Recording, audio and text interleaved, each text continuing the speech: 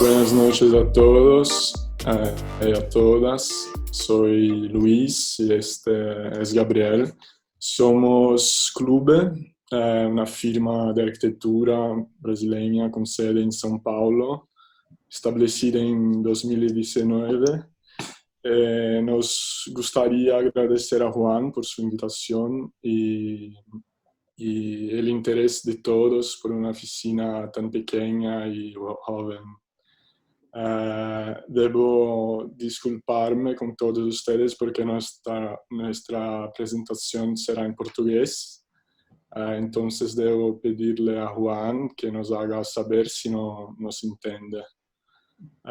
Lo que vamos a presentar es algo que estábamos preparando para introducir un taller que deberíamos haber conducido en el seminario internacional que fue suspendido por la pandemia, claro, pero en la Escola da Cidade, acá en São Paulo, donde fuimos alumnos y como Juan mencionó, ahora somos profesores asistentes de clases de historia.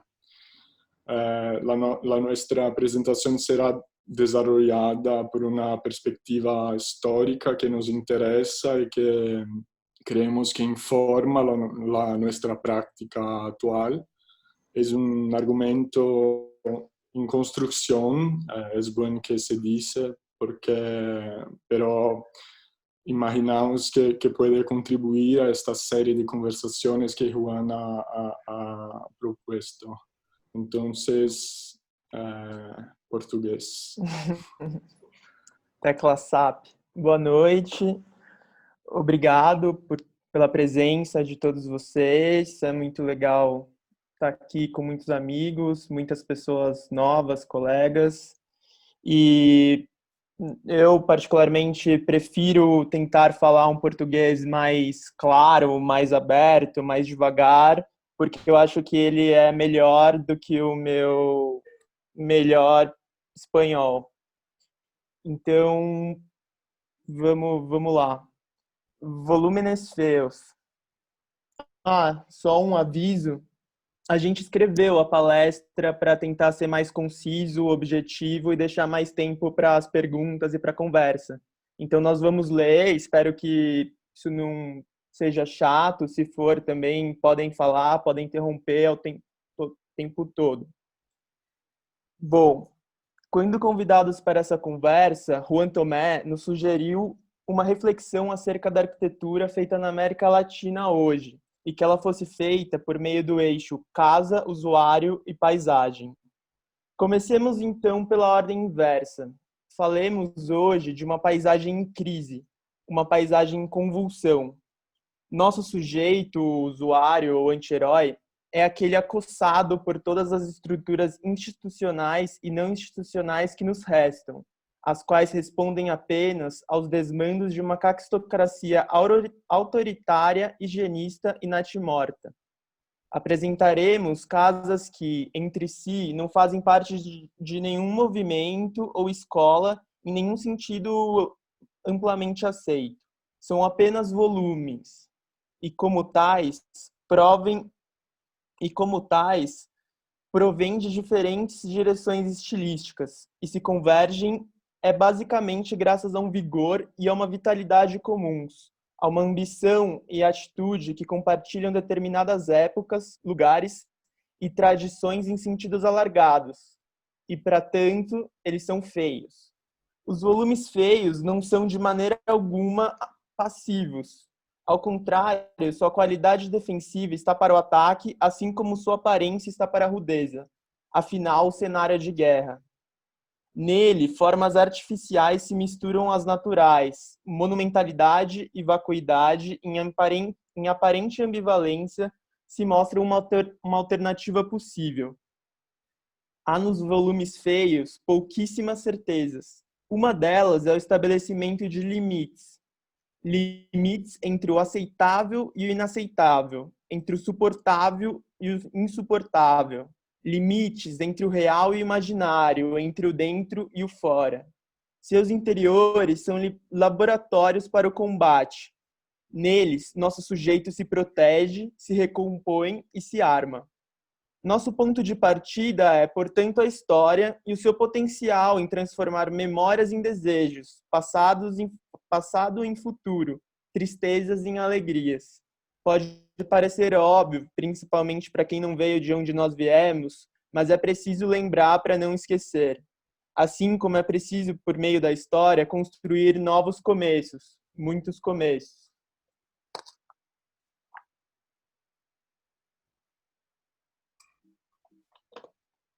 Alô?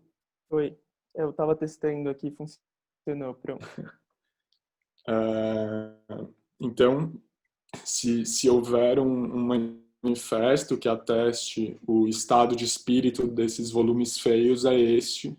Então, a Arqueologia do Bunker, esse livro do filósofo francês Paul Virilio, originalmente publicado para uma exposição homônima no Museu de Artes Decorativas de Paris, entre dezembro de 1975 e fevereiro de 76.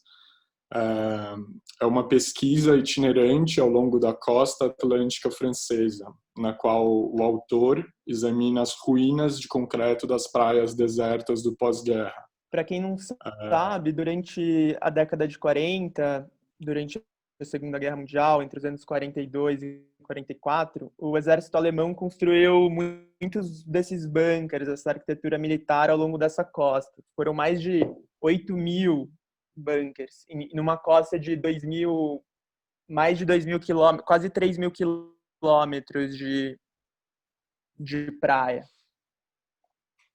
Eu acho que pode passar para a próxima imagem, talvez. Ou para as próximas, inclusive, não sei. Mas, enfim, a impossibilidade de se conhecer o mar, logo a impossibilidade de se conhecer o horizonte, né? A costa fora interditada durante a sua juventude em razão da guerra, fez com que Virilio, por meio de fotografias realizadas entre 58 e 65, essas que a gente apresenta aqui, dentre muitas outras, recolhesse vestígios, esses documentos mortos-vivos dessa porção de areia e pedra, a fim de desvelar a sua dimensão mítica. Segundo uma resenha francesa, é impossível resumir brevemente a intensa profusão intelectual que percorre os 5 capítulos da primeira edição, que podem ser conferências independentes, mas que estão sutil e solidamente ligadas sob os títulos de Espaço Militar, A Fortaleza, O Monolito, o Monolito, Tipologias e Albert Speer. O arquiteto do Hitler, né?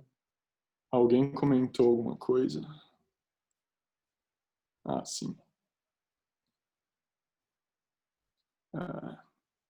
Vamos lá. Acompanhados de uma cronologia, uma cartografia e preciosos prefácio e pós-fácio. Paul Virilio consegue, nisso, ao mesmo tempo, uma leitura meticulosa, às vezes microscópica, das funcionalidades dos diferentes tipos de bunker e seu arranjo coletivo, seu sistema, e de sua possível ausência, às vezes, e uma tentativa de interpretação frutífera e ramificada, como no estudo de uma árvore, que, no entanto, é coerente, mítica, elucidativa de uma celebração quase religiosa, consciente ou inconsciente, do fracasso de uma ancoragem, fruto do casamento entre a técnica e o controle, presente nesses cadáveres de concreto. Então, no livro, Virilio faz associações antropomórficas e zoomórficas com as construções. Ele encara as suas características monumentais, as serializa, aponta suas transformações ao longo do tempo, colide sua característica mais trivial de permanência contra a de uma possível brevidade. e o faz numa recusa em se recuar horrorizado com esses monumentos irônicos, ou simplesmente ignorá-los, como muitos outros chocados pela experiência da guerra. Com isso, o autor nos mostra admiravelmente como até mesmo as formas mais desafiadoras da arquitetura estão abertas ao debate histórico e à estética, à interpretação. Para efeito de esclarecimento, não é o nosso objetivo estabelecer uma apologia operativa dos escritos de Virilio, que defenda ingênuas aplicações destes no campo da arquitetura. O próprio autor atesta a inutilidade do ponto de vista militar dos bunkers, que, no mais, operam como imagens nostálgicas, promessas estéticas de salvaguarda, mas que, diante do armamento moderno, não foram eficientes. O que fez Virilio em arquitetura, em arqueologia do bunker, foi, portanto, um comentário filosófico sobre a crise fundamental da vida e da domesticidade. E é justamente esse comentário que nos interessa aqui.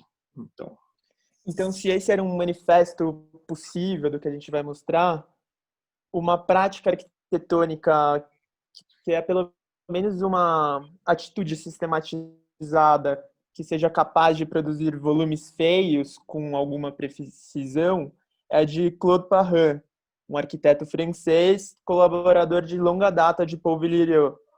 Trazemos aqui seus 12 atos para driblar o sistema, em português, ou 12 actos subversivos para esquivar-se ao sistema, que foi elaborado em 2001, porque acreditamos que eles possam iluminar algumas questões presentes nas casas que apresentaremos a seguir.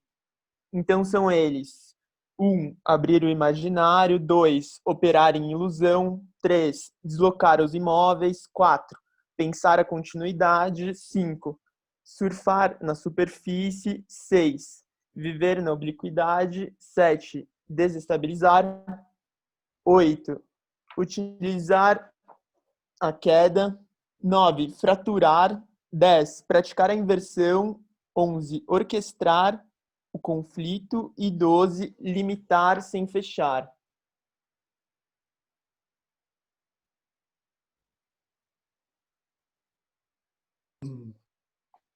Então, como anunciado anteriormente, as 5 casas que apresentaremos fazem parte de um tempo expandido e emaranhado, que orbita ao redor das rupturas críticas e radicais com o movimento moderno. Na maior parte dos casos, elas são circunscritas entre as décadas de 60 e 70. As casas são tampouco coincidentes num espaço determinado, que não partes do Ocidente. Não acreditamos em arquiteturas que tornam o continente, a nação ou qualquer que seja seu lugar ou região adjetivo, né? A arquitetura europeia, latino-americana, brasileira ou equatoriana, por exemplo. Ao contrário, acreditamos em arquiteturas feitas na Europa, feitas na América Latina e feitas no Brasil ou feitas no Equador, por exemplo. Afinal, é possível que um paulistano se identifique mais com o que tenho do que com alguém natural do seu próprio estado ou de um estado vizinho, considerando todas as complexidades que motivam essa eventual aproximação. No início da apresentação, a gente definiu um elo entre as casas e os seus potenciais usuários, mas há algo que gostaríamos de acrescentar. Idealmente, os sujeitos que as experimentam gozam intensamente do sentimento que o filósofo Didier Huberman chamou de abjoia. Então, acho que não é o caso da gente se debruçar muito em cima disso, mas essa ideia que o Didier Huberman traz no livro chamado Que Emoção, vai falar dessa palavrinha que vem do italiano, chamado abjoia. Ele usa isso para contrapor a ideia de joie, que é alegria em francês. na qual esse prefixo a em Abjóia não fica claro se é uma ideia de negação, no sentido de não alegria, ou se é, na verdade, uma intensificação dessa alegria, uma super alegria. Ele faz isso muito melhor do que eu estou fazendo agora, provando, mas o que a gente quer dizer é que é um sentimento justamente ambíguo, que vai passar por todas essas casas e os seus usuários. Ups. Eu não estou vendo. Pronto. Desculpa, pronto. Calma. E é só a partir desse sentimento ambivalente, portanto, que se pode compreender o verdadeiro propósito de nossa hipótese. Porque há nela um movimento decidido para dentro, um recuo, uma negação ambígua que ao mesmo tempo define limites e desfruta uma certa violência que a motiva. Como a imagem de um exílio, por exemplo, em que pese o deslocamento forçado e a perspectiva de mudança ao mesmo tempo. Nesse sentido, essas 5 casas, não são refúgios apartados do real, mas mundos particulares possíveis, atravessados por uma ideia de coletividade, da cidade, do asfalto, do muro, do concreto, etc. Pois é justamente dentro e contra esse meio que elas operam. As 5 casas a seguir, elas encaram fixamente as violências do mundo para pensar em outras sociabilidades possíveis, sempre a partir de suas próprias experiências, portanto. Então, a primeira delas é o projeto para a casa de Robert Bates, da Alison e do Peter Smithson, que ficava no sul de Londres, foi feito em 1953. E é um dos primeiros projetos do casal Smithson. Ele antecede, por exemplo, aquela escola chamada Houston School, que é de 54. O que nos interessa neste projeto é a sua incipiente capacidade crítica frente à arquitetura moderna, endereçada aqui principalmente à Vila Savoie, projeto todo mundo conhece, paradigmático de Le Corbusier de 29, sejam por suas características referentes ao entorno imediato ou pela própria ideia da habitação unifamiliar. Então, essa é uma situação, né, dessa casa, ela fica aqui, ó. Ambas as casas, a Villa Savoie e a Casa Bates, se localizam no subúrbio de grandes cidades, Londres e Paris, respectivamente, em lotes extensos e privados. Enquanto a Villa Savoie é isolada do lote, sem contato direto com o exterior, a Casa Bates está próxima da rua. À primeira vista, não há nenhuma intermediação entre elas. Essa diferença, em grande medida, é o que caracteriza a atitude de cada projeto perante a cidade. A primeira se propõe extensão e continuidade a partir do distanciamento, mas se volta ao exterior, a Villa Savoie, né? A segunda, ao contrário, a Casa Bates, se aproxima, mas se fecha, se volta ao interior de maneira prudente e contida. Isto acontece devido a um elemento de intermediação velado até então, até agora, né? A gente não falou dele, mas vocês já devem ter percebido. O talude que circunscreve todo o perímetro da casa, interrompido apenas 2 vezes, para permitir a entrada e a saída de veículos e transeuntes. Falando disso aqui, né? Que tem esses 2 cortes. Como se construído depois da casa, o talude, espécie de trincheira em altura, restringe seu acesso numa ação diametralmente oposta àquela desimpedida da referência francesa. Até o automóvel sofre as consequências. Não há mais promenade na garagem. No lugar das meias voltas da Villa Savoie, o único caminho possível, que é ao mesmo tempo um abrigo, se dá em linha reta. A gente consegue ver nessa planta baixa aqui, né, que a garagem é essa e o carro só consegue esse acesso. Além dos acessos contidos e diretos, e ainda sobre o ponto de vista entre o interior e exterior, há outras características antagônicas entre as casas. Por ora, nos debrucemos sobre 3 delas. A primeira é a recusa dos Smithson em pintar a casa Bates de branco, à maneira de Le Corbusier. Aqui, os materiais das fachadas recebem pouco ou nenhum tratamento, resultando em tons acinzentados, esvaziados.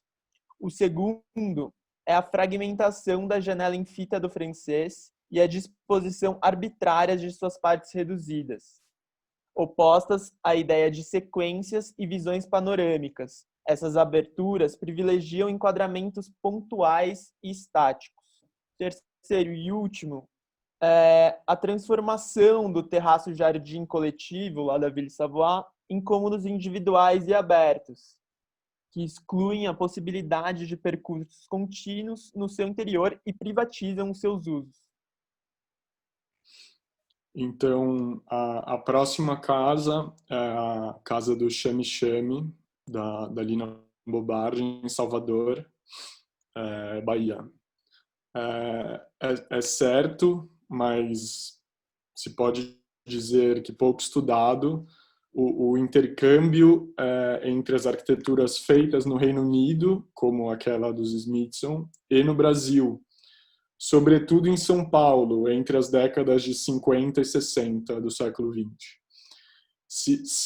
Ao que se tem notícia, não há ainda leituras que aproximem a Casa Bates da Casa Butantan, do Paulo Mendes da Rocha, de 64, por exemplo, que eu imagino que vocês devem conhecer. Há uma série de testemunhos que relatam o contato de Lina Bobardi com Aldo Van Eyck, um dos porta-vozes do Tim Tam e, por consequência, interlocutor de Alison e Peter Smithson. Uma prova desse contato é essa reportagem holandesa que a gente coloca aqui na apresentação, chamada Go to Bahia, Lina Told Him, legendado em português e inglês por nossos colegas aqui de São Paulo, Alina Paias e Arthur Schonenberg, que mostra o arquiteto holandês perambulando por obras de Lina. Então, nessa imagem, ele está sobre a escada de Lina no solar do União e falando para a câmera, etc. E ele é interessante, desculpa, Luiz, mas é interessante esse estilo, porque ele vai dizer que a escada do solar do União é justamente como uma colina. Então é um argumento que vai estar um pouco presente nessas casas que a gente está trazendo e já estava ali no Virilhô, quando tem essa mistura do natural e do artificial, né? do natural e do construído. Então, continuando, o Tim Tam, né, do qual faziam parte Van Eyck, Alison e Peter Smithson, entre muitos outros, foi, como todos sabem, um grupo de arquitetos formado em 53, após o nono CIEM.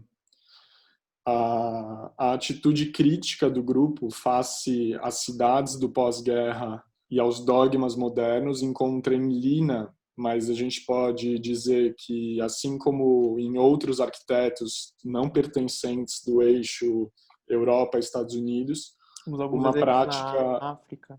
Sim, por exemplo, na África, uma prática descentralizada que recupera uma série de aspectos do saber fazer e o interesse por uma sociabilidade outra que, ancorada ao lugar, por exemplo, inclui suas memórias, seus ritos, seus mitos, suas tradições e sua cultura. Há, em São Paulo, obras paradigmáticas dessa natureza, sem dúvida, mas dentre os projetos residenciais de Lina, foi em São Paulo que a arquiteta melhor desenvolveu esse raciocínio, na nossa opinião. Foi na Bahia, né? Desculpa, foi em Salvador, me corrijo. que a arquiteta melhor desenvolveu esse raciocínio, onde ela projetou e construiu entre 58 e 64 a casa do Chamichami.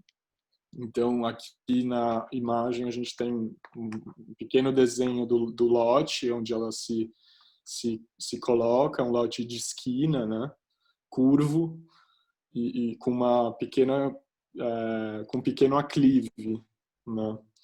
A casa do Chamichami foi a última das 3 casas unifamiliares projetadas pela arquiteta no Brasil.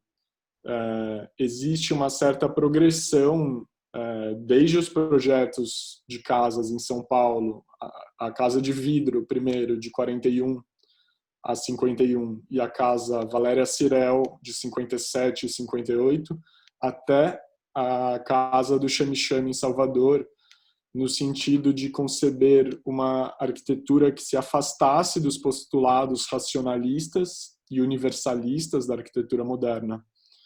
Ali na casa do Chamichami, ela concebe uma arquitetura axé, como se diz em Portugal, né? que incorpora certos aspectos da tradição cultural afro-brasileira, o que indica alinhamento com alguns movimentos internacionais, como aquele próprio mobilizado pelo grupo Tintin.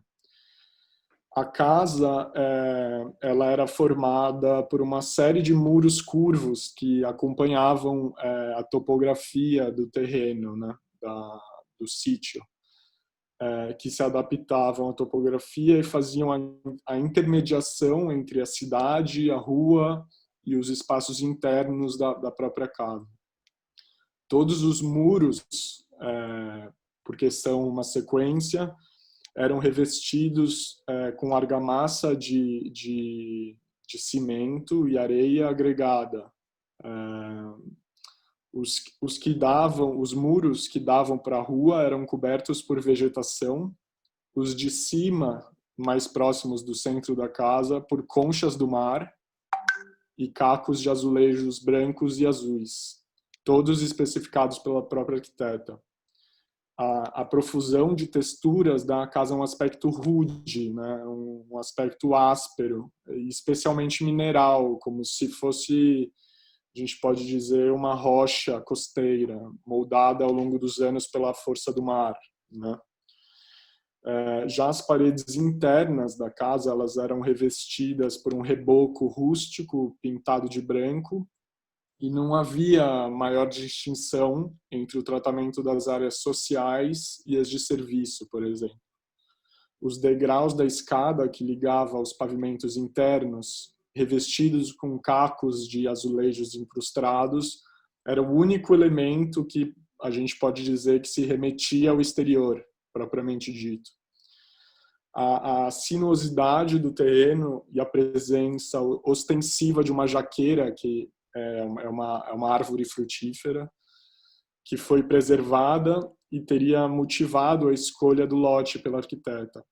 Deram à Lina indícios do partido a ser adotado e que se transformaria ao longo dos anos. A gente pode ver que desde os primeiros esboços, os primeiros desenhos apontavam para uma organização radial em torno de um pátio interno, não? Sua última versão, e que de fato foi realizada, deu lugar, por sua vez, a um hall enclausurado, que é esse que o Gabriel pontua com o mouse, no mesmo ponto responsável pela distribuição e acesso aos cômodos, não?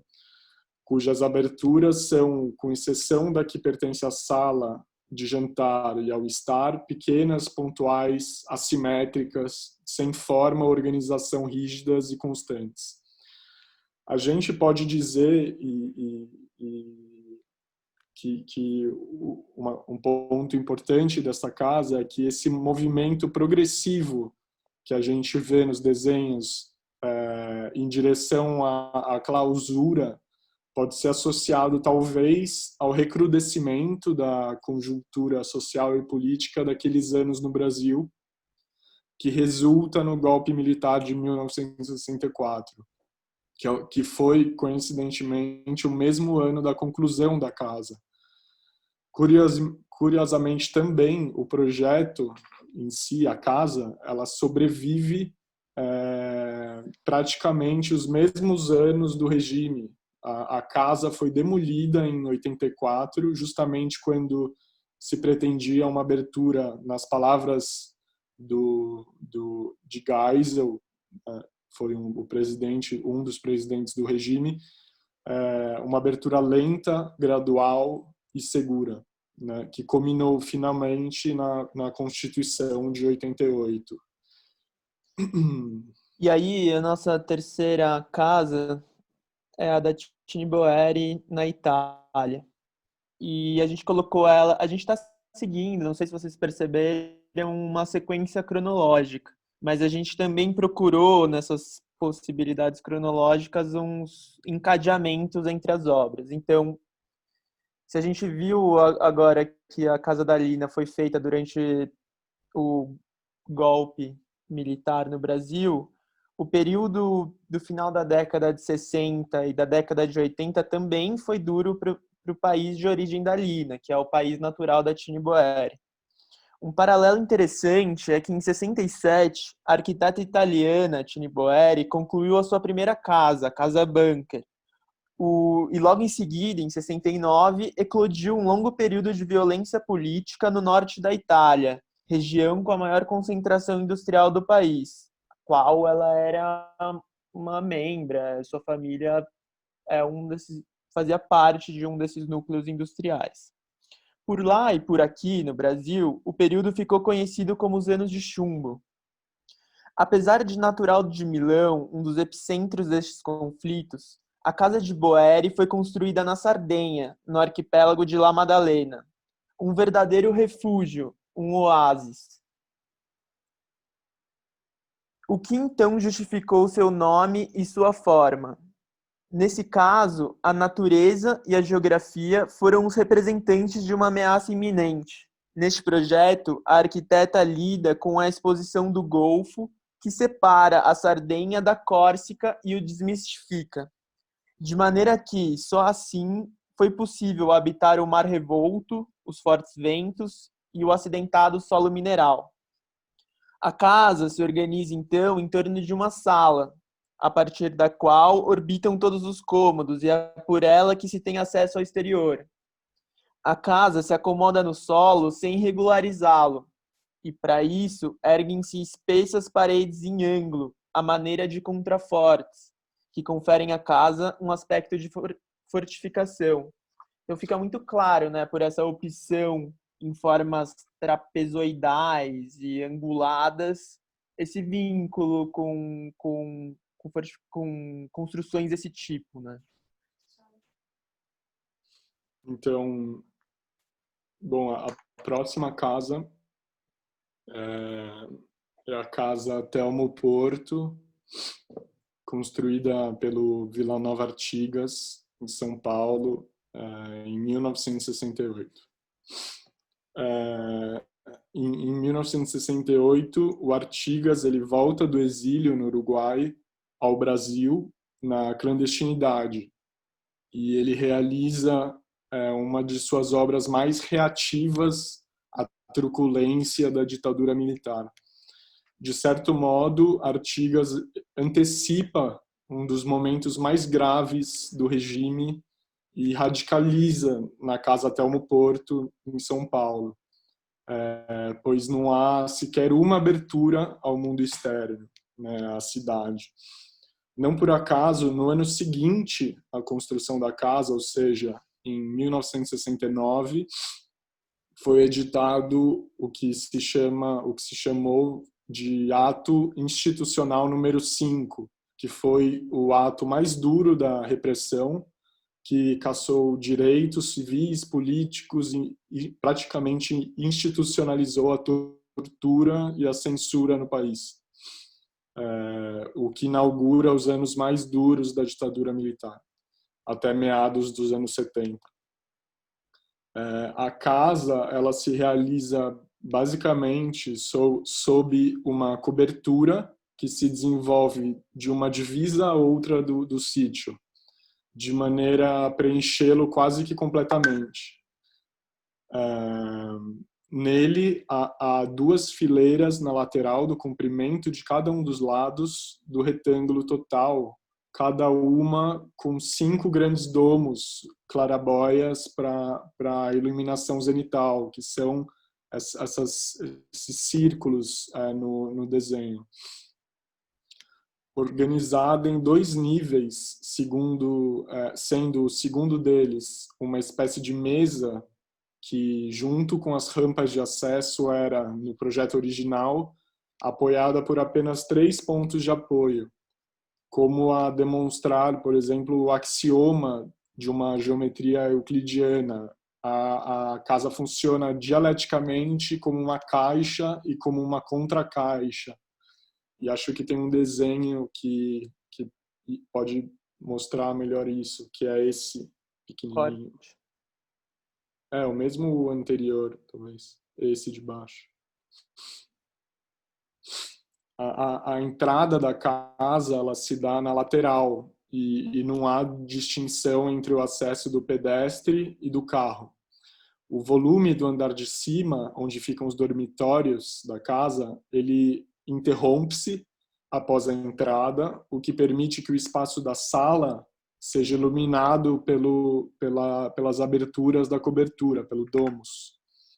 A sala separa o pátio frontal da cozinha, além de partes de serviço da casa, e dá acesso ao bloco superior dos dormitórios por essa rampa que a gente vê na imagem, que se desdobra, né, nesse espaço de maior altura. Mesmo os espaços, porque eles existem, né, de fato, fora da projeção da cobertura, como o pátio, os jardins internos, são imediatamente encerrados e controlados pelo espaço interior da casa. Nunca se vê o exterior, senão o céu, quando muitas vezes o céu é apenas luz, como no caso das claraboias. É curioso o fato de que os edifícios chamados costumamente de sem porta da arquitetura paulistana de São Paulo, como o prédio da FAU-USP, da Faculdade de Arquitetura da USP, do mesmo Artigas, que se colocavam como edifícios abertos, a mais plena e livre circulação, sejam imediatamente encerrados em um plano superior e que, no fim, eles se voltem para dentro e não para fora, em um vórtice que leva a luz vívida dos dias ou a escuridão de uma penumbra. Esses espaços de liberdade, como eles são frequentemente adjetivados, eles não são, portanto, a gente pode dizer, frutos e objetos de uma liberdade gratuita, né? Eles são espaços de política nas esferas coletiva e individual, ou seja, também são espaços de reclusão, de clausura e de disciplina, né? Desculpa, gente. Eu fiz um risco que eu queria apagar e eu não sei como faz. Alguém sabe? Dá um Ctrl Z aí, vê se... Andou. Aí. Sai. Ai, o que eu faço? Queria. Aqui. Pronto. Foi mal. A primeira vez que eu tô usando isso aqui foi mal. Bom, a última casa, pra gente terminar com essa longa introdução e ir pra conversa, que acho que é o que interessa, ela se realiza ao extremo com esse movimento por uma interiorização. Foi em 1972 que o arquiteto Fernando Higueras, alguém de certo temperamento, construiu seu único projeto para si, a Casa Rasca-Infernos, ou em português, a Casa Arranha-Infernos, né? E também conhecida simplesmente como a Casa Caverna. À época, relata Lola Boccia, fotógrafa e companheira de Gueiras pelo último período da vida dele, que um amigo teria insistido em ler as suas cartas no tarô. Então tinha uma festa e um amigo do Fernando Higueras resolveu ler as cartas dele. Durante a leitura, a carta da morte aparecia repetidas vezes. O Higueras, que não era lá grande fã desse tipo de coisa, segundo a própria Boccia, ficou profundamente afetado, segundo consta, incomodado com isso. Ele até verificou, foi ver lá se o baralho não estava marcado, se imaginando uma brincadeira, uma blague desse amigo, mas ela não estava. Então, após esse cenário um pouco assustador, o seu amigo o reconfortou, segundo consta na mitologia, né? Não se preocupe, não significa que você vai morrer. Estou apenas dizendo que te vejo a 6 pés debaixo de um cipreste. Mitologias à parte, foi nesse mesmo ano que Higueras comprou uma pequena casa com jardim, cujo destino foi a reforma para sua ex-esposa e 5 filhos. O que não estava previsto era que, após um término turbulento com essa esposa, e muito contrário às recomendações dos seus amigos, como alguns deles contam, Higueras construiu ali no jardim um anexo, onde moraria e trabalharia pelo resto da vida. Então a casa original é essa e o anexo é esse aqui de baixo. A casa ocupa um volume de aproximadamente 500 metros cúbicos sob a terra. São 2 andares. O primeiro dá lugar ao dormitório e ao estúdio, enquanto o segundo, e mais fundo, abriga a sala e a cozinha.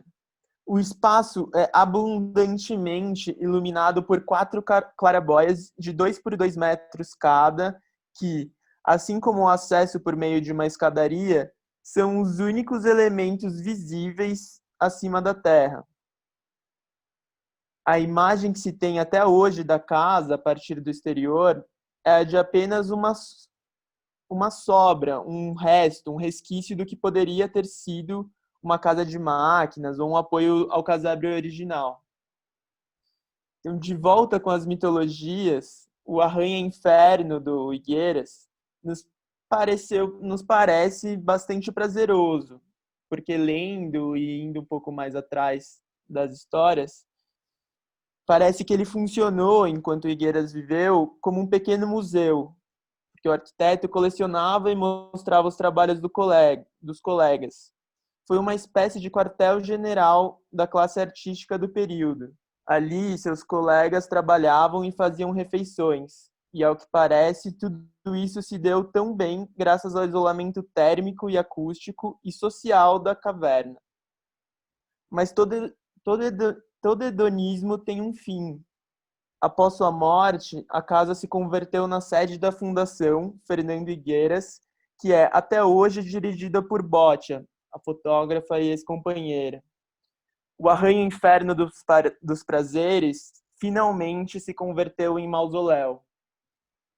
Obrigado, era isso que a gente queria trazer e espero que pelo menos funcione como motor de uma discussão na qual vocês participem e que a gente também aprenda hoje. Então, muito obrigado, gente. Obrigado, gente. Muchas gracias, Gabriel, Luis. Voy a hablar un poco despacio para que se pueda entender bastante bien. Me ha emocionado la charla porque son casas que yo desconocía. Y me he emocionado con esta presentación porque has puesto, Gabriel y Luis, un tema importante que es la crisis del paisaje, ¿no? A través de la forma. Han puesto un tema muy importante y yo quisiera arrancar el discurso, el diálogo. Me gustaría invitar a mucha gente que participe. Primero, definir qué sería lo feo. ¿Qué sería? ¿Es algo netamente formal? ¿Qué es lo feo para ustedes? Y otra pregunta que quiero entender es que si esta postura crítica moderna afectó en su trabajo como estudio. O sea, ¿cómo ven esta línea con su trabajo propio? Me gustaría un poquito empezar por ahí. Y abro la cámara a todos que quieran participar. Está Laura también. Laura, perdón, Laura por ahí. Cualquier Sí, cosa estoy. cualquier cosa que quieran preguntar y no se entiende, está Laura. Así que, genial. Bom, eu começaria pela segunda pergunta, se for possível, ¿Sí? porque eu acho que o que nos informa dessa apresentação, além de gostarmos de todos os projetos e termos carinho por todos esses arquitetos, é uma tensão entre o interior e o exterior, entre uma interioridade e uma exterioridade, mas que se manifesta ainda através da ideia de limite, propriamente dito. E que parece ainda mais importante na contemporaneidade, né? Sei lá, a gente pensa isso um pouco com certa... Especialmente no Brasil, no nosso contexto, onde essa ideia de limite pode se colocar criticamente à ideia de progresso, né, de urbanização, que é tão cara à nossa arquitetura moderna, de fato, né? Sempre aberta aos impulsos pelo desenvolvimento, pelo desarrollo, ou mesmo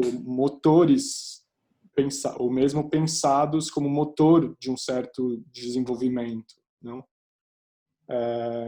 Eu acho que o que essas casas, como tantas outras, poderiam ter várias outras casas nessa apresentação, elas nos colocam várias questões em relação a isso e a própria ideia de especulação, talvez, né, que eu acho que o nosso trabalho coloca frequentemente uma ideia de uma especulação que não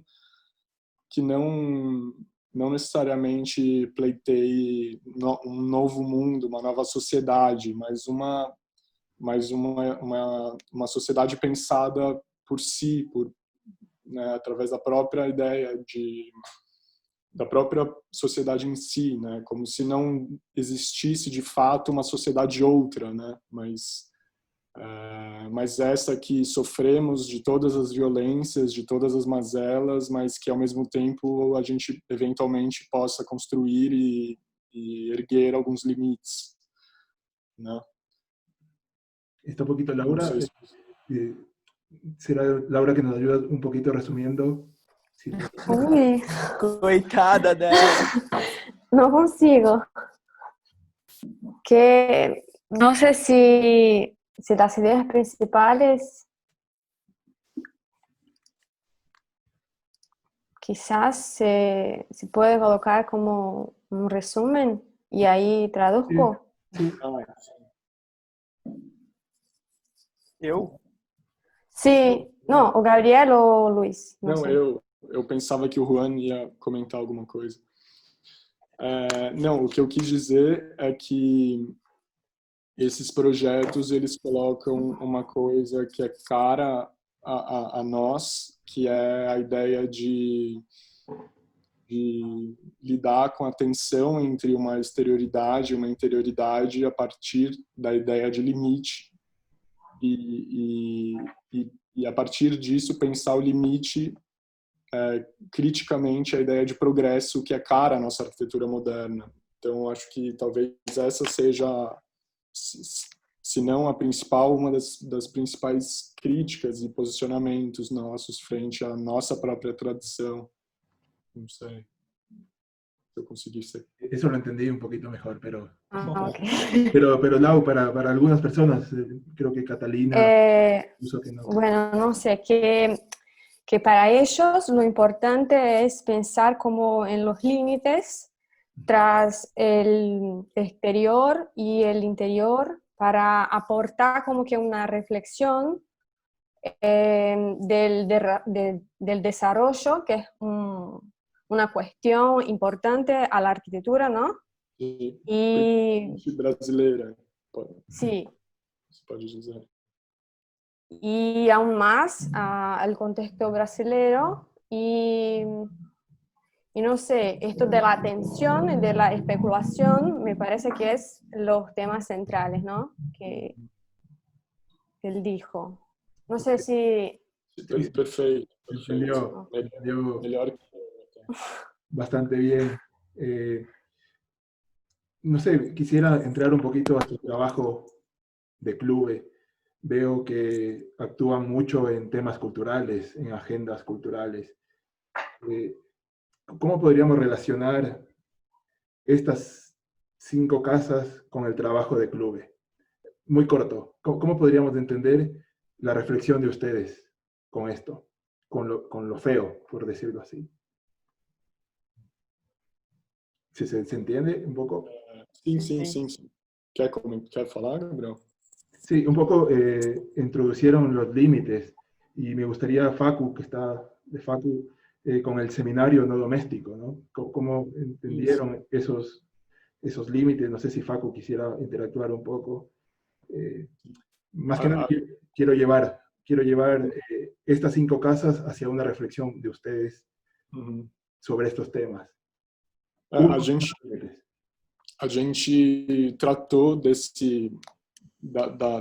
dessa ideia de limite mais voltado ao nosso trabalho, no caso da fala em Buenos Aires, né, sobre o não doméstico.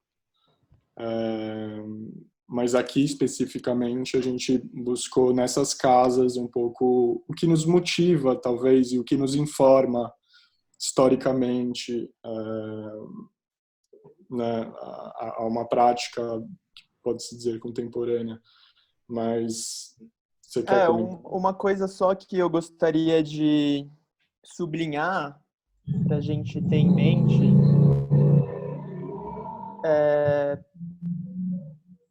é justamente a nossa condição de impossibilidade hoje, né? A nossa condição desses desmandos do governo o tempo todo. E então o que a gente quer dizer num país como esse nosso, onde não sei, essas pessoas que o governam parecem ou muito mal intencionadas ou bastante estúpidas, até no sentido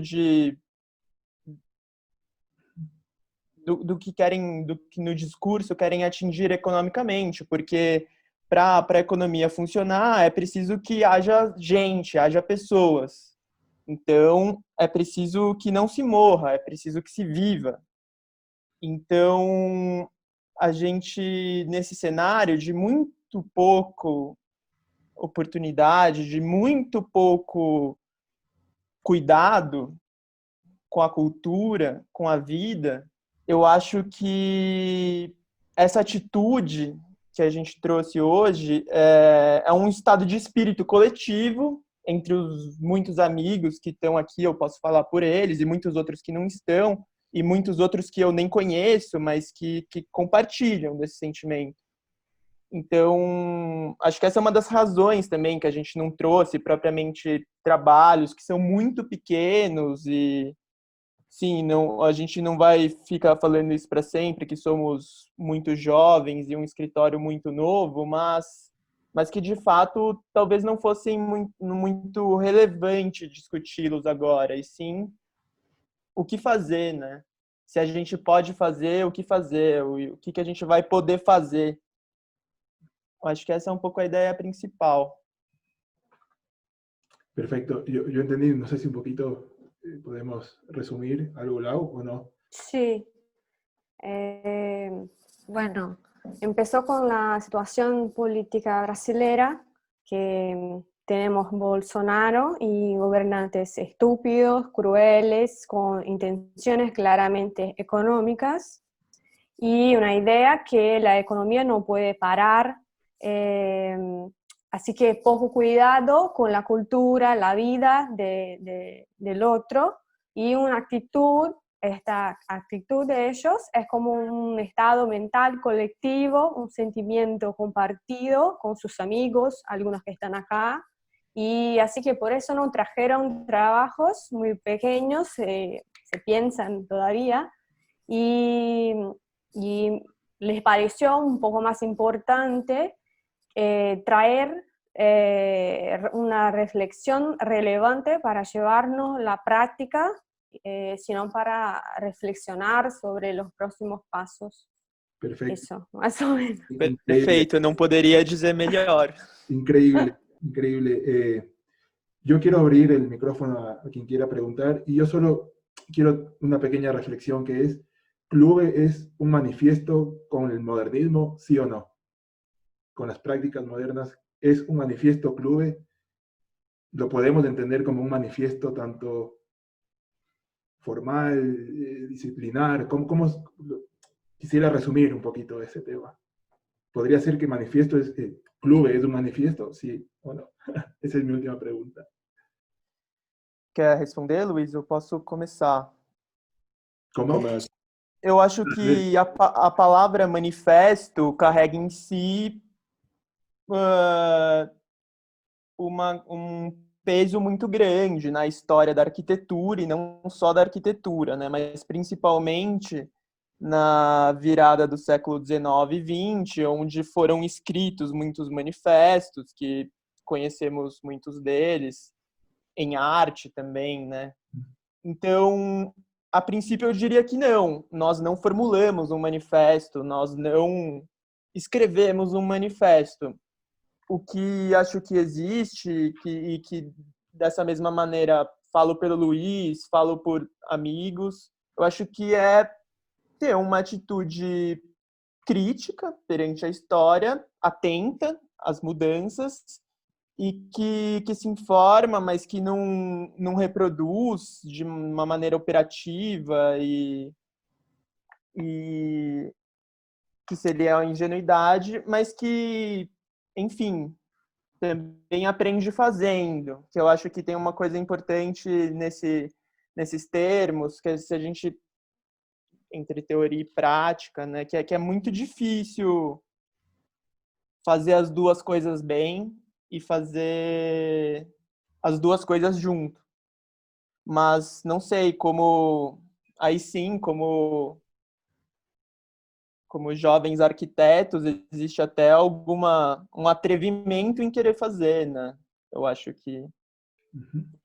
que o que eu posso acrescentar é que a pergunta em si, a pergunta que o Lenin, por exemplo, faz em 1905, né? O que fazer, né? Ela repercute em momentos de crise, né? É um fato. O Gabriel citou o próprio Artigas, que em 55, se eu não me engano, faz a mesma pergunta, né? O que fazer diante da realidade, né? E a resposta não podemos abandonar a arquitetura, de fato, e esperar por um mundo melhor, e nem crer cegamente que a arquitetura seja um instrumento razoável para tal. E o que fazer a partir disso? Ter uma crítica, uma atitude crítica perante a realidade, né? Eu acho que essa atitude ela reaparece, né? E acho que não é muita pretensão dizer que nos perguntamos também, né? O que fazer, né? E não que tenhamos muitas respostas, mas pelo contrário muitas perguntas até. A gente nunca busca se definir assim muito. A gente tem uma prática bastante de desprendida, se eu posso dizer assim, em busca talvez desses caminhos, se eu posso dizer assim, mas pensando sempre nessa atitude, né, em face à realidade, essa atitude crítica.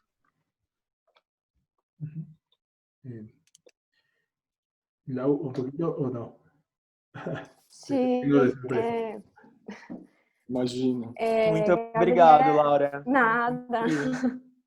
Gabriel dijo que la palabra manifiesto tiene un gran peso simbólico, no solo para arquitectura, sino que también para el arte, y que al principio no es un manifiesto, sino que es una actitud crítica hacia la historia. Y Luis, que la pregunta que hacer es una pregunta que reverbera en tiempo de crisis, que Lenin, Artigas e incluso ellos se hacen estas preguntas ante la realidad, que no podemos abandonar la arquitectura o creer ciegamente que la arquitectura presentará todas las soluciones, así que es una crítica a la práctica y a la realidad. Eso. Perfecto. Genial. Esto lo hago para un poquito ampliar mucha gente que capaz quiera preguntar y no pueda. Así que abro el micrófono a quien quiere participar. Veo cámaras encendidas, veo a Patricio de Paraguay, veo a Felipe, veo a Lucas, Noelia, Joao. No sé, o si no, darle la palabra a Facu también un ratito. Así que bueno, no sé quién quiere animarse. Hola Patricio, abriste. Voy yo. ¿Se me escucha bien? Sí. Sim, perfeito. Internet es malo. Bueno, partiendo un poco de la presentación, me surgieron un par de incógnitas en la cabeza que tienen que ver con esa disociación, o sea, la separación que hay en estas arquitecturas que mostraron con el exterior, que tienen que ver de repente con la situación política o coyuntural de la afuera, ¿verdad? La afuera hostil, ¿verdad? ¿Ustedes creen que como esto de dejar la cabaña para pasar a la cueva es como una reacción o un instinto natural? ¿O es más como reactivo a casos específicos? ¿Se entendió? Incógnita reflexiva, ¿no? Perfeito, perfeito. Okay. Quer começar? A gente pensou bastante nisso, na realidade, né? O quanto essas casas representariam a própria figura, né, de fuga, né, de recuo em si. Mas todas, de fato, elas coincidem com uma radicalização desse movimento por uma interiorização, né? De um distanciamento, de um isolamento, de um contexto teórico mais amplo, político, social, etc. E a gente se pergunta, de fato, em que sentido algumas dessas experiências não representariam uma viagem introvertida, né? Uma viagem, né, de fato particular e de fuga, né? Da própria ideia de fuga. O que a gente tentou fazer, que talvez não tenha ficado claro, é um pouco a distinção entre a ideia de fuga e a ideia de um recuo, né? Que nos parece bastante importante. Porque a gente chegou a comentar, inclusive, que se fossem movimentos de recuo, essas casas não seriam tão difíceis, né? Esses volumes, voltando à pergunta não respondida do Juan, os volumes não seriam feios, né? Os volumes não seriam rudes, né? Tipo, eu quero dizer, ao mesmo tempo que existe de fato esse movimento por essa interiorização, em grande parte nessas casas, na nossa opinião, é patente a pressão do ambiente externo sobre o seu cotidiano. Então, mesmo ao mesmo tempo em que a gente fala que é um movimento de interiorização, essas casas jamais são mundos à parte, não. Elas são constantemente atravessadas por uma ideia de exterior, de exterioridade, né? Não sei se eu consegui responder a sua pergunta, mas o Gabriel pode complementar. Patrício, você entendeu bem o que o Luiz falou? Perfeito, eu vou... Não, tem uma parte da sua pergunta que interessa muito, se é natural esse movimento, né? E eu digo sim, ele é natural, é da natureza nossa humana. E te digo por quê? Porque é natural, porque as pessoas estão sentindo na pele. As pessoas estão... É biológico nesse sentido, as pessoas estão morrendo. Mas também ele é cultural. Ele é cultural porque ele se apoia nas construções que a gente pode das ações do homem, né, nesse natural, né? Ele quer preservar justamente isso, né? E uma coisa que eu fico feliz, na verdade, que eu acho que o maior, sei lá, se for uma palestra, uma fala, uma aula que seja, acho que as boas aulas são aquelas que nos deixam com muitas questões, muitas perguntas. Então, eu de verdade agradeço muito esse seu comentário. E eu acho que houve uma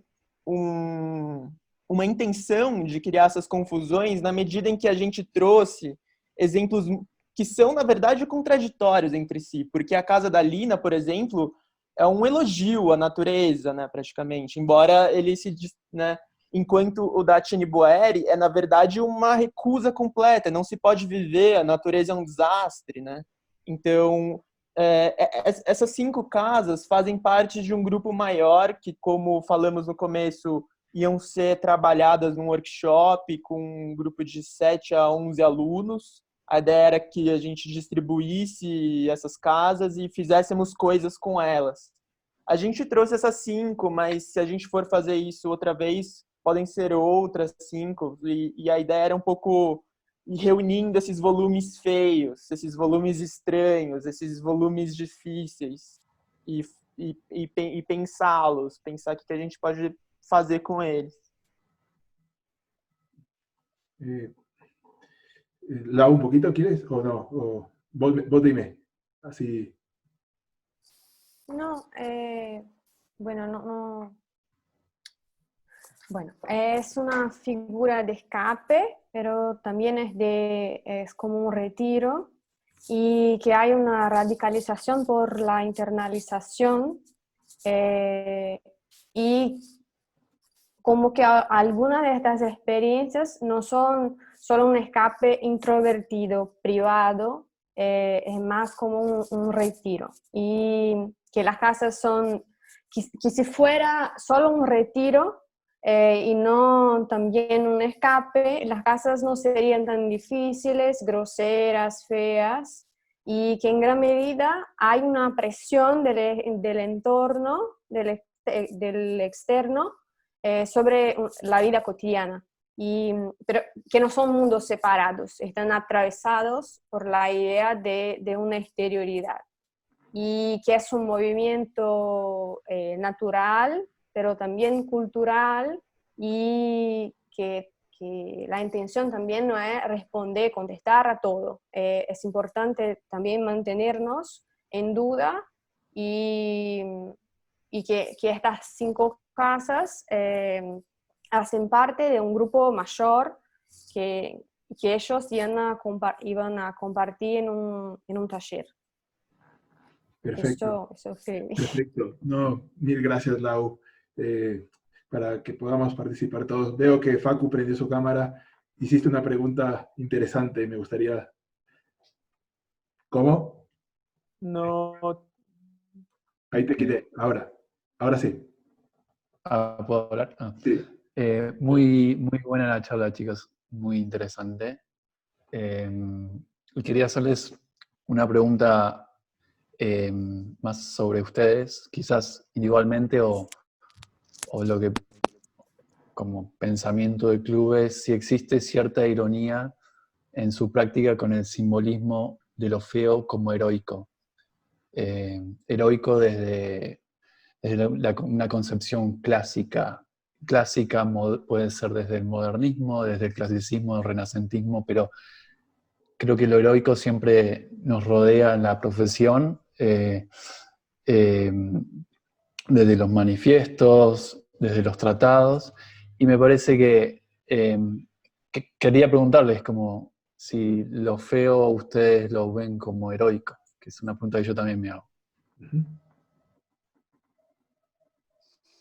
Começa, Gabriel. ¿Se entendió? Sim, perfeitamente. O entendimento é inclusive o motivo do silêncio. Yo le agregaría Olha, la conquista de lo inútil también. Aquel libro de Herzog.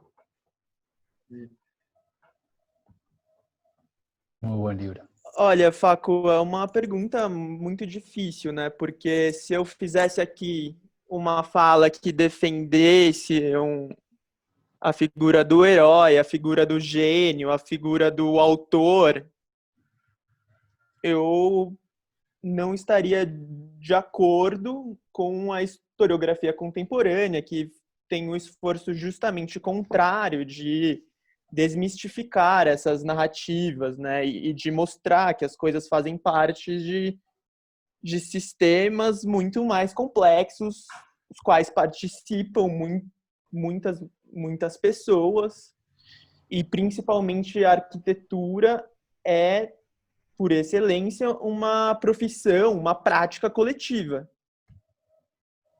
Dito isso, eu vou falar por mim, não vou falar nem pelo Luiz e nem por ninguém, porque eu acho que isso é muito delicado. Eu particularmente me interessa também, já que essa é a palavra de ordem de tudo que se produz decentemente, intelectualmente, me interessa muitíssimo também perguntar, né, se debruçar, questionar, e então sim, claro que há traços de autoria, de heroísmo, heroicidade, não sei. Mas eu acho que também colocar essas coisas tão diferentes juntas e tentar construir um elo entre elas, mas sempre colocando nas suas particularidades, no seu tempo, no seu lugar, na sua história, nas suas complexidades políticas, sociais. Eu acho que isso é apenas ter respeito com esses assuntos, né? Fazer a coisa minimamente bem.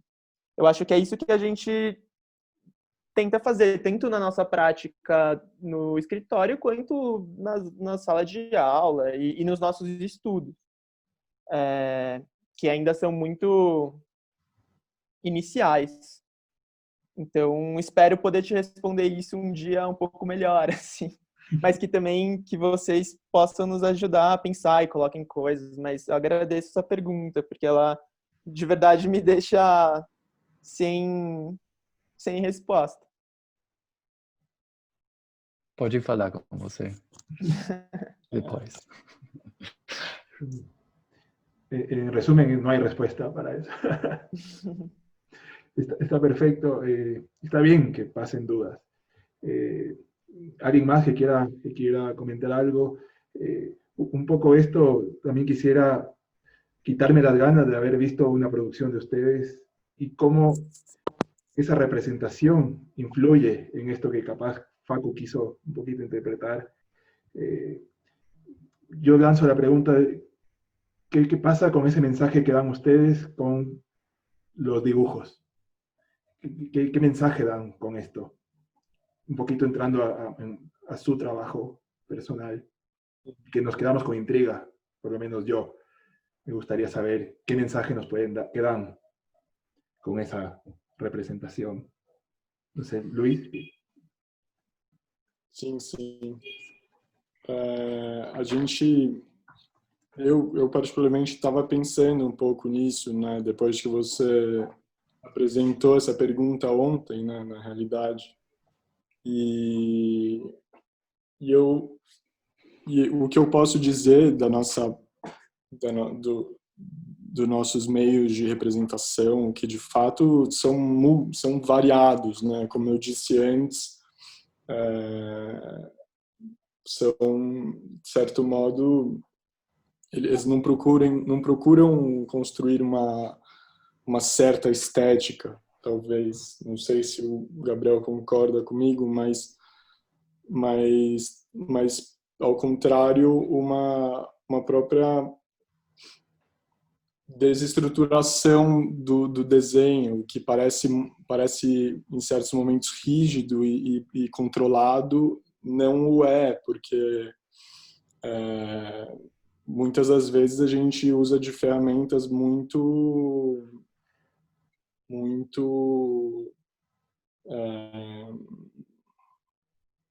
não diria arcaicas, mas de formas não convencionais, assim, sabe? Nossos desenhos, nossas imagens não são produtos de uma excelência, nem né, da capacidade de um desenho possível ou de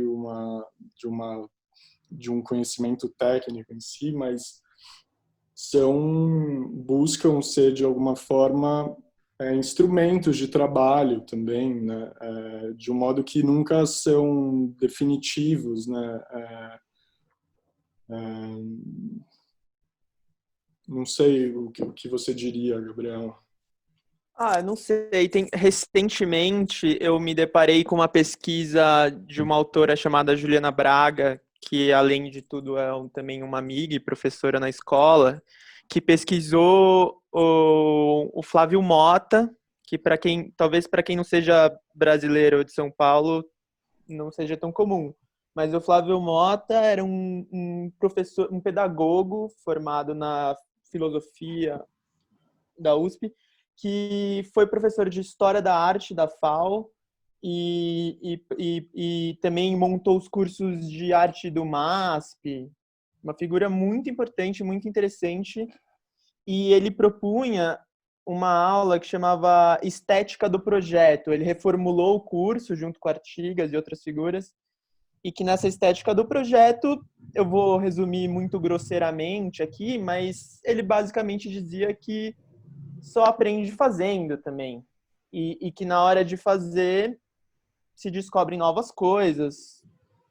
Essas coisas não são novas. E eu acho que o desenho é o instrumento para pensar, né? E para materializar, formalizar as ideias. Então, eu concordo completamente com o que o Luiz disse, que o desenho não é definido, não é...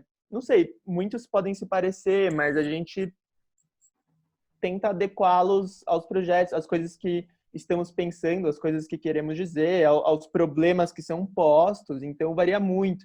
E tem uma coisa que a gente gosta que as coisas, cada mídia, cada coisa diz uma coisa e ajuda a entender uma coisa. Então também, eu particularmente não acho que essas coisas devam coincidir. Eu não acho que um corte tem que ser exatamente igual a maquete, sabe? Eu não acho que um desenho... Eles são de naturezas completamente distintas, completamente diversas e enfim. Fora isso, é uma coisa que a gente gosta muito, a gente gosta de ver. Tem muita gente muito melhor que nós aqui nessa sala, inclusive, que fazem isso e que poderiam falar muito melhor que a gente. No, perfeito. Mas se eu puder complementar um pouco, eu diria que para nós e quem conhece um pouco do nosso trabalho, é claro que eles têm uma importância fundamental na nossa prática, né? Entendemos os desenhos como coisas entre as coisas, né? Como um material que de fato... É uma materialidade, né? Eles existem, eles são... sim, que de fato manipula, para além das técnicas né, objetivas do desenho, muitas outras questões que nesse sentido, sim, está em outras mídias, mas que no desenho ou no modelo, por exemplo, são contrapostas com lógicas próprias, internas, né? Então, enfim, são coisas entre as coisas e nos interessa muito, de fato. Genial. Y un poquito quería meter el tema porque hoy, viendo de casualidad la página de Flora, encontré una palabra que me gustó mucho, que es el papel como agilitador cultural. Y siento que sus dibujos son agilitadores culturales. Entonces quisiera un poquito entender ese rol, un poquito con Facu, entre esa postura de los límites difusos que trataron en No Doméstico. O sea, quisiera saber un poquito cómo de esto del papel como agilitador, el dibujo como agilitador cultural, si se lo puede llamar así. Me interesó mucho el término. No sé si es que Facu o Luis puede. No me acuerdo en qué texto está. No, en el de No Doméstico. En el de No Doméstico. Pero más que nada me imagino que es entender la academia, ¿no? Entender estos trabajos académicos más que otra cosa. O si no, pongo sobre la mesa como si el dibujo es un manifiesto cultural en su caso. Quería ir por ahí, como un mensaje importante. Yo creo que en la obra de Rem Koolhaas, que creo yo encuentro mucha familiaridad con Kluge y el tipo de representación de Oma y Rem Koolhaas en sus inicios. Creo que habla de por sí solo un poco esta discusión sobre la representación. Por eso creo muy importante, ahora nosotros estamos trabajando con archivos digitales, pensar en que el paraguas respecto a la representación o también a la documentación es infinito, súper amplio y creo que son formas de discursos. Yo creo que es como una forma de tener una conversación y cómo los chicos trabajan me parece que es parte del discurso de ellos, es totalmente coherente con lo que están comentando ahora. Entiendo que hablan de una variedad de recursos, pero es todo bajo el mismo texto. Por eso, no sé, me parece que la construcción que ellos están haciendo, una opinión personal, es sumamente coherente con la charla que dieron y por cómo son ellos también. Sí, así que... Concuerdo. No sé, Gabriel, Luis. Alô? Felipe. Oi. Perdão. Alguém quer perguntar? Ok, Gabriel, primeiro. Dale, Gabriel. Não, eu prefiro até que o Felipe faça a sua pergunta aí. Sim. Não, Gabriel, pode falar você. Não, não ia dizer nada. Ia agradecer a generosidade dos meninos. Pode continuar. Bueno, yo puedo hablar portugués, español, no hay problema. Quería hacer como, o sea, primero agradecer a los chicos por traer como a la mesa frente a toda esta situación que está ocurriendo en el mundo, que es prácticamente estar encerrado en sus casas por una pandemia, y traer un poco también 5 tipos o 5 estrategias como de repensar un poco un interior. Pero me nace la pregunta de que, ¿por qué piensan, no sé, de repente como la casa desde un búnker? ¿Creen que es la única posibilidad tal vez como para estar realmente seguro como el búnker? ¿O puede ser otro tipo de manera como como, no sé, esta manera de estar aislado. Porque siento de que va como con ánimo de eso, como de que el exterior como muy, muy de repente inestable y no sé, tiene algo de eso del búnker como que te da una cierta seguridad. Era como, por ejemplo, no sé, los japoneses en algún minuto hablaban de que por qué los occidentales tienden como a construir muros tan gruesos para sentirse seguros. Dá para entender, certo? Perfeito. Legal. Quer falar, Gabriel? Acho que Só, talvez. sei lá, para começar, é engraçada é curiosa a sua pergunta, porque em uma das casas, especificamente, a do Chame Chame, da Lina, em Salvador, ela foi demolida em 86, ou seja, ela durou 22 anos e dos quais ela sofreu diversos assaltos. Assim. E esse especificamente é o motivo pela qual ela foi demolida, na real. E o que a gente pode dizer é que, como a gente citou o Paul Virilio né, no texto sobre os bunkers, eles são edifícios de defesa completamente inúteis, né? Frente, à capacidade bélica da época e ainda mais a contemporânea, mas hoje em dia eu devo dizer que devido à tamanha profundidade em que os meios de produção capitalistas contemporâneos convivem com nós, mesmo dentro das nossas casas, sabe? Eu acho que qualquer ideia de segurança é posta à prova, de fato, né? Mas eu acho que essa ideia desse recuo, dessa construção, desse limite, dessa construção de muros, para além da ideia de segurança por si só, eu acho muito válida e ainda possível como uma possibilidade de se construir ou se reconstituir uma ideia de lugar, assim, sabe? Para além da segurança, para além, né, de um lugar onde também, na real, possa acontecer justamente o oposto, o conflito, sabe?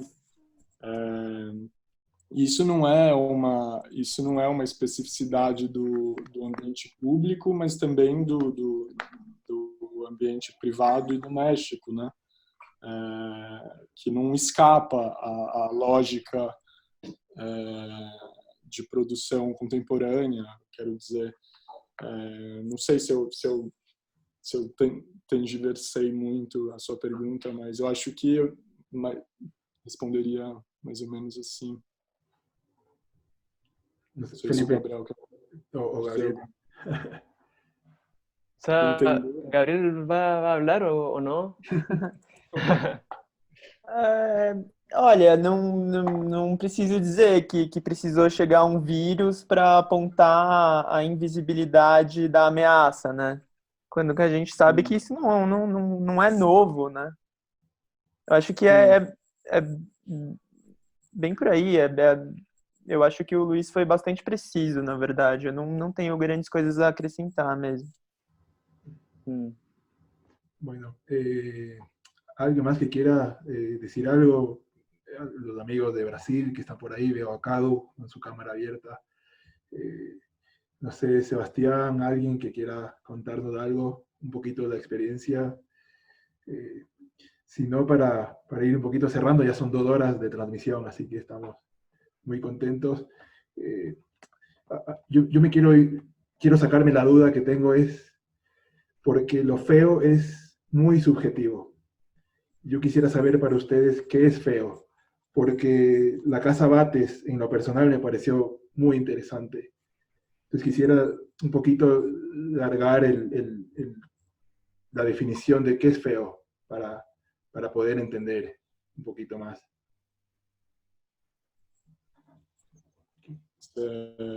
Bom, eu posso começar dizendo que o título da apresentação nasce em português e passa inevitavelmente por uma tradução imprecisa. Não, pera. Antes de ser em português, ele é em inglês, na verdade.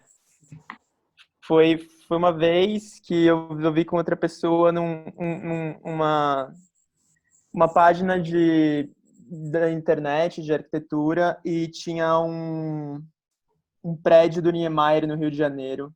Eu não me lembro o nome agora, se alguém lembrar, que é um volume cúbico enorme, massivo, que está muito mal. Esse prédio vai muito mal, ele está muito danificado hoje em dia, me fugiu o nome dele. E alguém comentou nessa imagem, que era, sei lá, de uma página de Facebook, qualquer coisa, what a disgraceful volume, sei lá, que volume desgraçado. E aí isso, conversando com essa pessoa, isso foi uma coisa que nos marcou, assim, e eu nunca esqueci disso, não sei, talvez ela também nunca tenha esquecido. E surgiu uma ideia de, sei lá, trabalhar esse comentário, que também acho que, assim, ele não se encerra aqui, muito pelo contrário, ele é um começo e outras pessoas podem continuá-lo, por favor. Mas aí eu acho que, inclusive, ele é mais preciso no termo em inglês, porque disgraceful, desgraçado, quer dizer sem graça, né? E a graça, de novo, na história da arte, por exemplo, que também é a história no Ocidente, né, pelo menos, é também a história da religião católica e, enfim, o que é a graça, né? E aí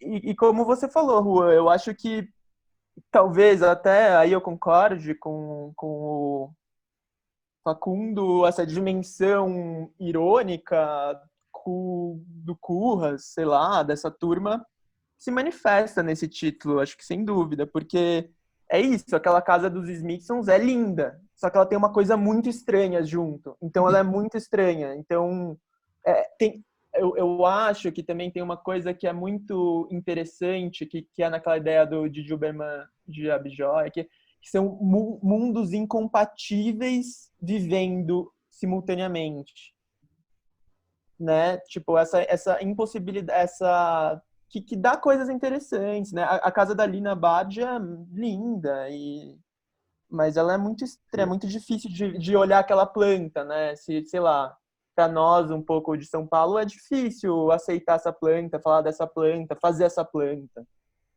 Mas não sei, mas tudo depende da relação bom. Por eso es importante los puntos que ustedes arrancaron la presentación y me quedo con el primero, que es abrir el imaginario. Y esto es múltiples interpretaciones. Eso es lo lindo de que la arquitectura sea diversa también. O sea, que cada uno se vaya con sus propias conclusiones, creo que es lo más importante, con más preguntas que certezas. Creo que es lo que hoy nos convoca. Así que muy interesante. Quisiera saber quién más quiere hablar para ir cerrando. Veo a Jerónimo, veo a Sebastián. Cadu. Hola, ¿qué tal? ¿Cómo andan? Nicolás, acá.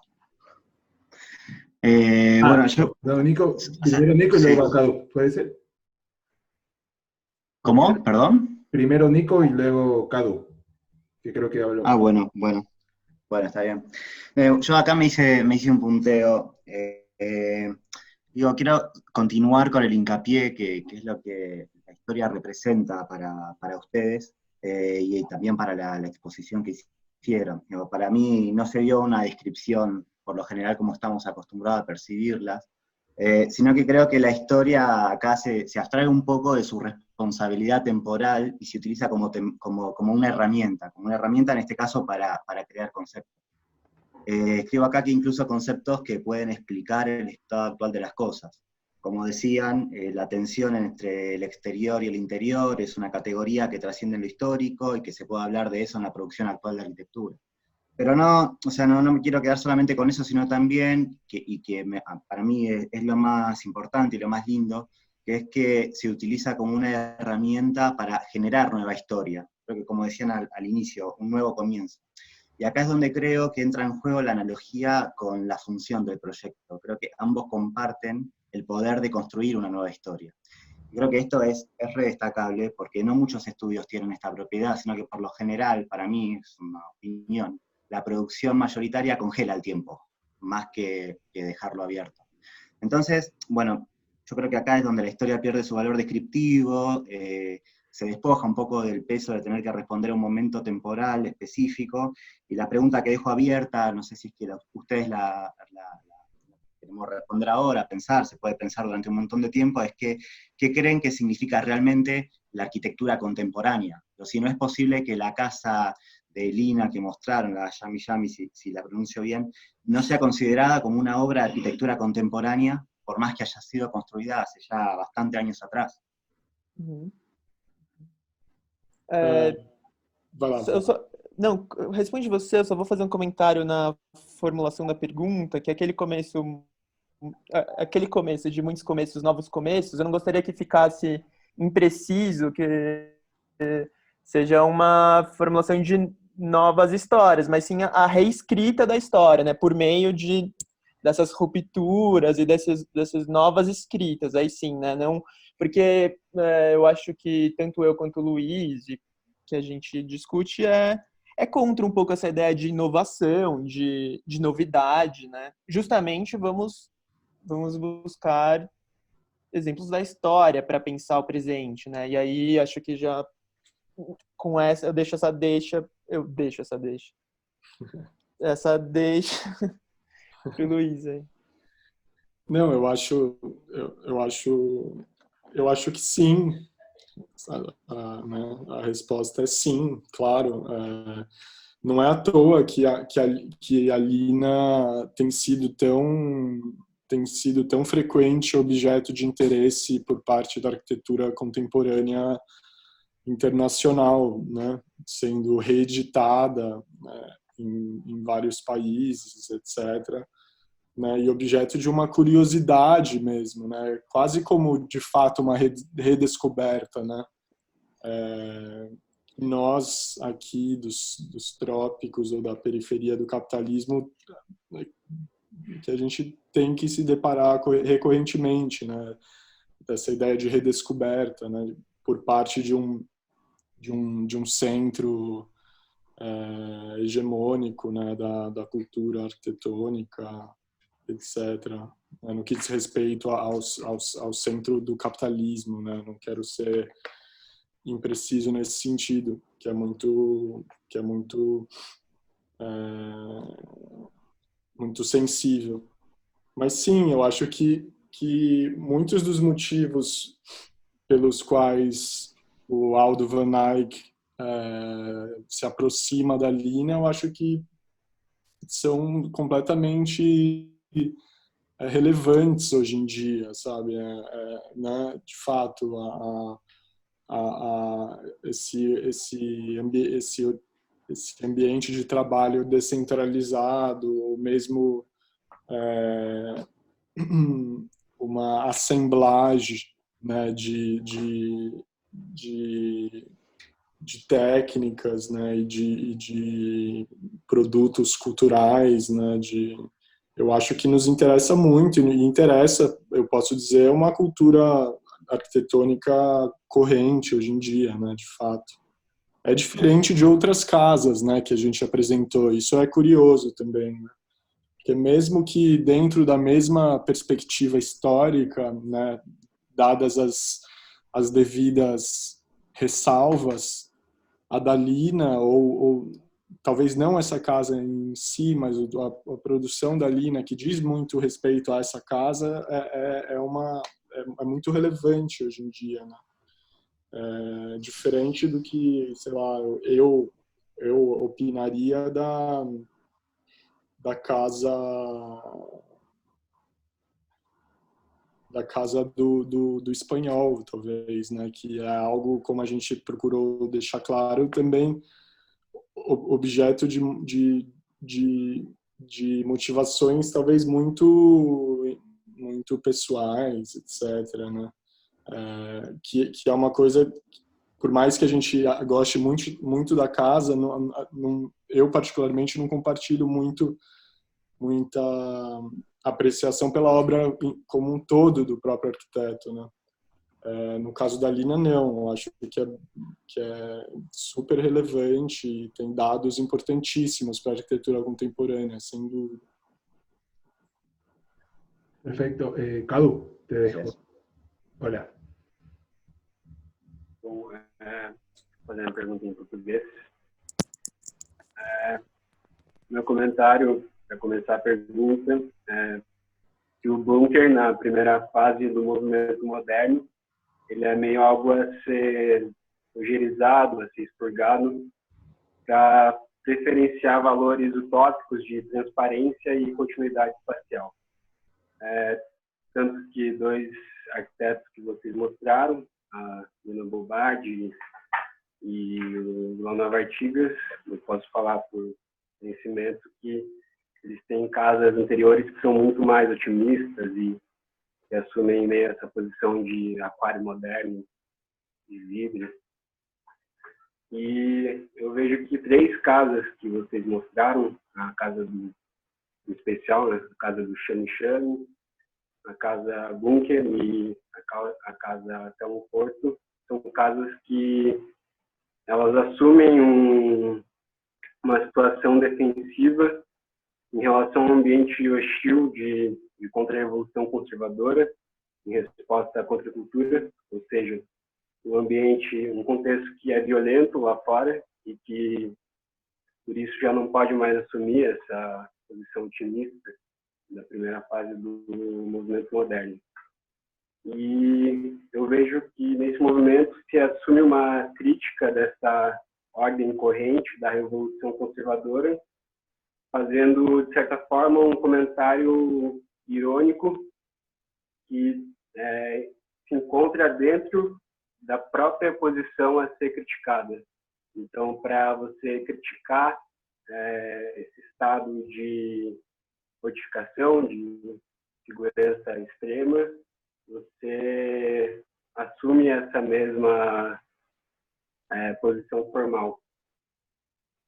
E a minha pergunta seria para vocês, qual o limite que separa a crítica e a aderência a esses valores da evolução conservadora?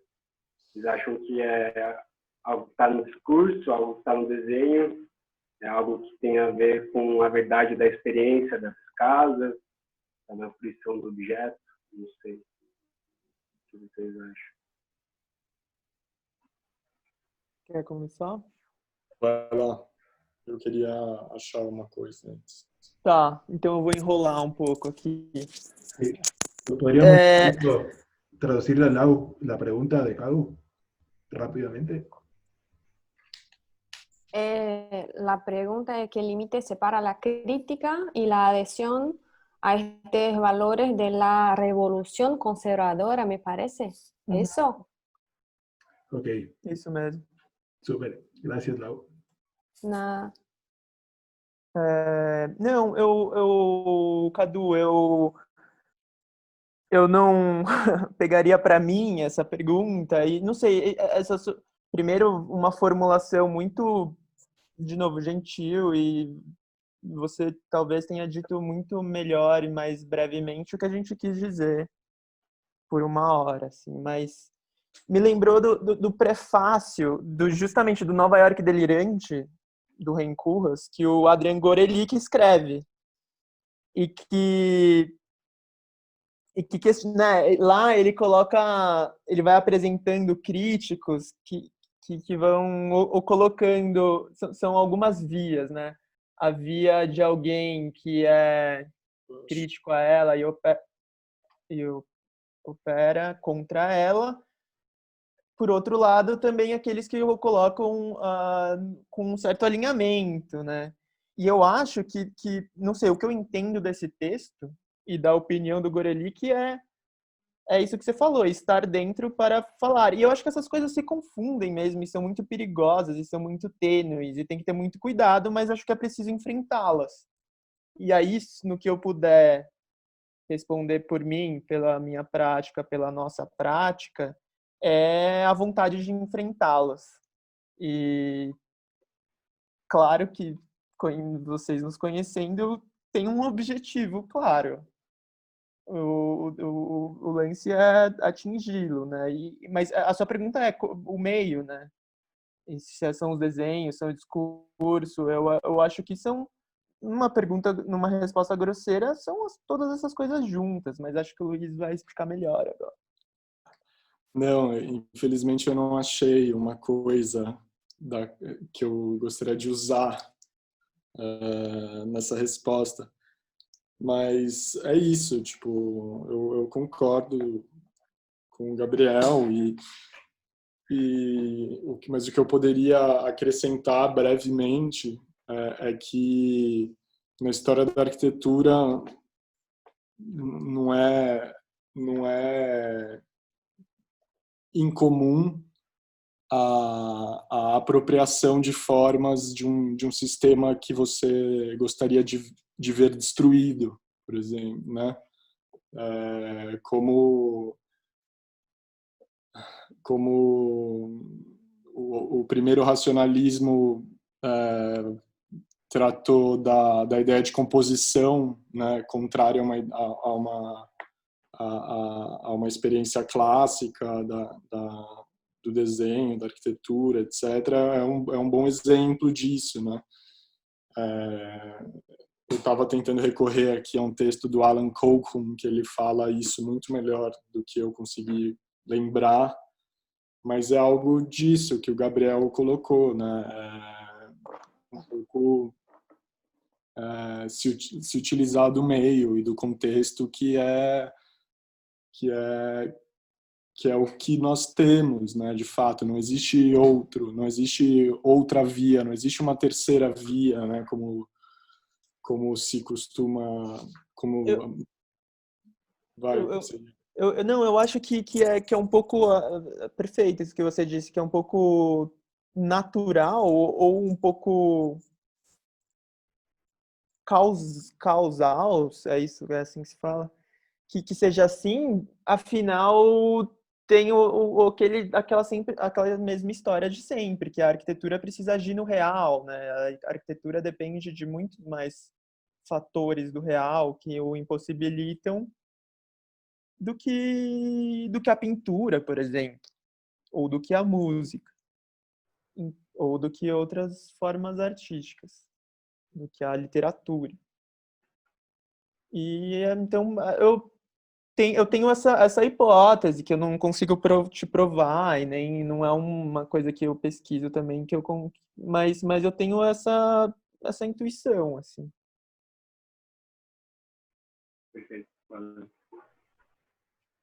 Perfecto, gracias. Doy la palabra a alguien más por última para ir cerrando, si es que alguien quiere hablar.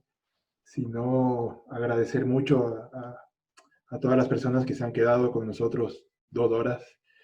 Muchas gracias por la participación, la paciencia. Hemos querido hacer esta charla con esta dificultad entre el idioma, creo que ha salido bastante bien. Gracias, Laura. Gracias a todos los que han podido intervenir y colaborar. Hoy nos han dejado un tema importante que va más allá de la obra propia del autor de ustedes, sino que han dejado muchos temas importantes e interesantes que seguramente después vamos a tratar de responderlos. Así que muchas gracias, Gabriel, Luis. Hago la invitación para que nos sigan acompañando la próxima semana, el día miércoles. Las próximas charlas ya no van a ser martes ni jueves, van a ser miércoles, solo una por semana. Y hago un poquito la invitación, mañana va a hablar Facu de Flora en la Universidad de Palermo. Así que todos los que quieran escuchar a Facu, escriban a Germán por Instagram, que se va también mañana interesante. Así que muchas gracias a todos, a los amigos de Brasil, muchísimas gracias. Qué lindo tenerlos. Gracias a todos y nos vemos la próxima. Gracias, Gabriel e Luiz. Um abraço. A você, obrigado. Muito E a todos graças. que ficaram até agora.